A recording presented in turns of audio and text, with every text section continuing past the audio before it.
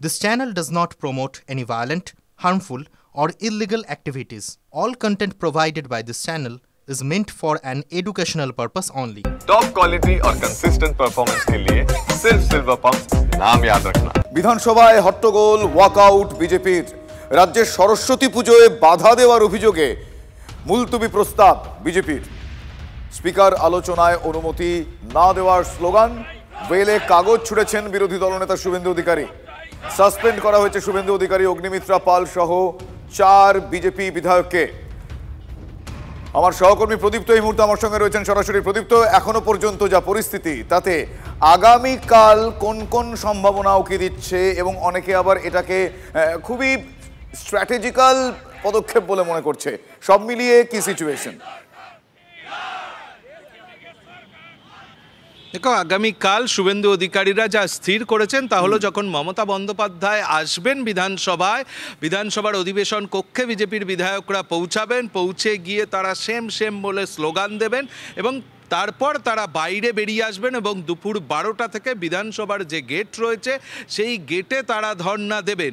আগামীকাল রাজ্যপালের ভাষণের ওপরে আলোচনার শেষ দিন এবং সেখানে স্থির ছিল মুখ্যমন্ত্রী মমতা বন্দ্যোপাধ্যায় যেমনভাবে আলোচনায় অংশ নেবেন, তার পাশাপাশি বিরোধী দলনেতা শুভেন্দু অধিকারীও তিনিও অংশ নেবেন, কিন্তু শুভেন্দু অধিকারী সাসপেন্ড হওয়ার জন্য তিনি অংশ নিতে পারবেন না।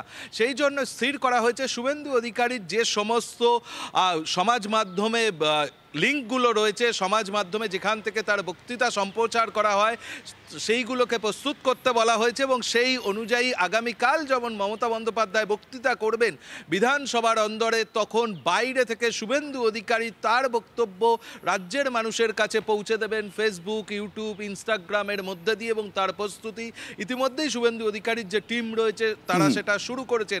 অর্থাৎ মমতা বন্দ্যোপাধ্যায়কে একদিকে তারা বয়কট করবেন, তার পাশাপাশি পূর্ব নির্ধারিত যে বক্তৃতা শুভেন্দু অধিকারী করতেন বলে ঠিক ছিল সেই বক্তৃতাই করবেন, অধিবেশন কক্ষের বাইরে এসে তিনি করবেন এবং তা রাজ্যের মানুষের কাছে পৌঁছে দেওয়ার জন্য। আপাতত তাদের তরফ থেকে তাদের এই সকল পরিকল্পনার কথা জানতে পারা যাচ্ছে।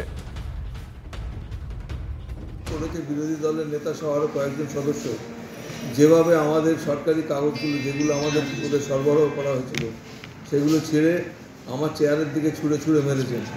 এই আচরণটা সত্যি মানে অত্যন্ত নিন্দনীয়। সেই মর্মে আজকে একটা মোশন এনেছেন আমাদের শ্রী নির্মল ঘোষ, সদস্যরা সবাই এটাতে সম্মতি জানিয়েছেন বলে এটা ক্যারেড হলো এবং accordingly they are suspended for 30 days or till remainder of the session.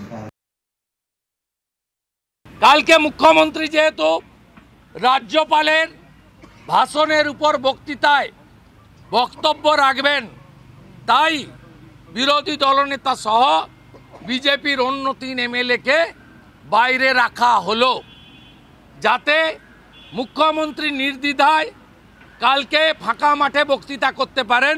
Leader of the opposition বাইরে থাকলে লিডার অব দি হাউস যখন অ্যাসেম্বলিতে থাকবে, যেদিন আসবে সেদিন বিরোধী দল বিজেপি মুখ্যমন্ত্রীকে তাকে আমরা হাউসে বয়কট করব। আগামীকাল মুখ্যমন্ত্রী আসবেন, হাউসে বিজেপি কালকে থাকবে না কিন্তু বাড়িতেও থাকবে না। বিধানসভার গেটে আগামীকাল বেলা 12টা থেকে বিধানসভার কালকের আলোচনা শেষ না হওয়া পর্যন্ত আমরা ধর্ণা প্রদর্শন দেব। অন্যদিকে বিজেপির শীর্ষ নেতাদের মধ্যে একটা কোন্দল, মানে দলীয় কোন্দল প্রকাশ্যে চলে এসেছে। হলদিয়ার ভারতীয় মজদুর সংঘের সমাবেশে আমন্ত্রণ পেলেন না খোদ হলদিয়ার বিজেপি বিধায়ক তাপসী মণ্ডল, আর সমাবেশে এসে নাম না করে তাপসী মণ্ডলকে তির্যকভাবে মন্তব্য করলেন তমলুকের বিজেপি সাংসদ অভিজিৎ গঙ্গোপাধ্যায়। কেউ এখান থেকে ভাঙিয়ে অন্য সংগঠন করছেন বলে অভিজিৎ গঙ্গোপাধ্যায় মন্তব্য করেন। পাল্টা সরব হয়েছেন বিধায়ক তাপসী মণ্ডলও।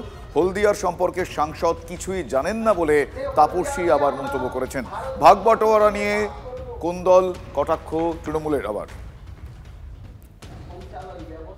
ডিএমএস এর ওপর যারা নির্ভর করেন তাদেরকে ভেঙে ডিজেএমসি নাকি সেখানে নিয়ে চলে যাওয়ার উদ্যোগ নেওয়া হচ্ছে আমাদেরই দলের 2-1 নেতৃস্থানীয় লোকের উদ্যোগে। সেইটা আমি করতে বারণ করেছি। আজকে বলেছি যে আপনারা এদের দ্বারা প্রতারিত হবেন না, এটা প্রতারণামূলক একটা সংগঠন। যে কোনো শ্রমিকের রাইট আছে যে কোনো সংগঠন করা। আর এমপি মহাশয় হলদিয়া সম্পর্কে এখনও সব কিছু জানেন না। হলদিয়ার কী পরিবেশ কী এগুলো উনি এখনও জানেন না। উনি নতুন এসছেন, আস্তে আস্তে জানবেন। আর আমি বিধায়ক হিসেবে কখনোই কোনো শ্রমিক সংগঠন করিনি। যে শ্রমিক বিপদে পড়ে তাদের প্রয়োজনে আমাকে ডাকে পরামর্শ দেওয়ার জন্য, আমরা সেই সমস্ত শ্রমিকদের পরামর্শ দিই। আমরা একটা জিনিসই দেখতে পাচ্ছি যে হলদিয়াতে তোলাবাজি কিভাবে করা যায়, পয়সা কিভাবে ইনকাম করা যায়, টাকা কিভাবে লুট করা যায়, সেই জন্য প্রতিযোগিতার জন্য তারা ঝাঁপিয়ে পড়েছেন। এই কারণের জন্য একজনকে ডাকছেন, এই হচ্ছে আসল ব্যাপার। কিন্তু দলের সিদ্ধান্তকে ধিক্কার জানিয়েছেন গঙ্গারামপুরের বিজেপি বিধায়ক। মণ্ডল সভাপতিদের নাম ঘোষণা হতেই বিজেপি বিধায়ক রেগে গিয়েছেন।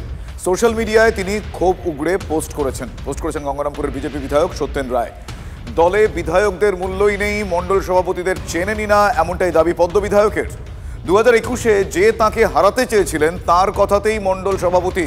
দলের সিদ্ধান্তকে ধিক্কার সুকান্তর এলাকার বিধায়কের।